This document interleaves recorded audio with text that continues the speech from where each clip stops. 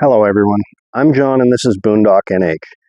I just finished filming a video where I chose to retire and replace my venerable old Craftsman hatchet with this new OKnife Otacle A1. When you're using it barehanded, I noticed that there's a hot spot that develops right here. So with this Otacle A1, I decided to fix that issue. If you've seen any of my other videos, you've seen that I have gear that is covered with this cool looking black and red paracord. That's actually what's known as firecord.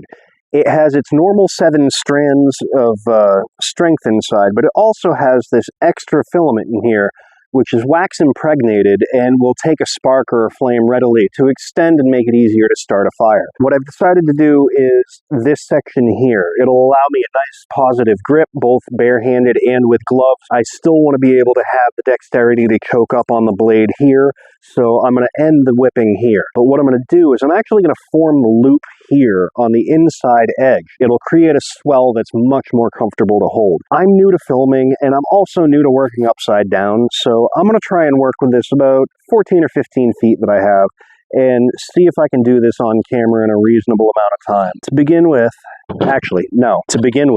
I'm going to put the sheath back on the Sharpie. I'm going to begin by making a loop here, and I'm going to position it this way.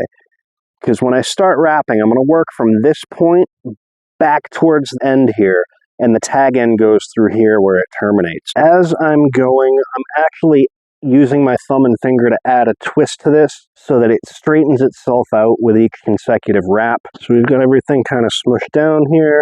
So now I'm going to take my leading edge, or my tag end, pass it through the bottom of this loop, and I'm going to pinch and hold that in place while I take this tag end and draw that loop in.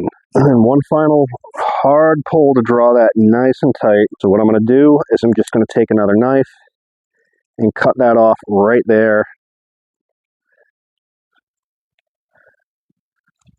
And then I'm going to cut this off here. I'm going to grab a lighter and I'm just going to melt the ends here a little bit. It doesn't have to be perfect. This thing's going to be used and beat just enough to make sure that that doesn't loosen up on its own. We'll do the same up here. Okay, already I can feel a big difference in this.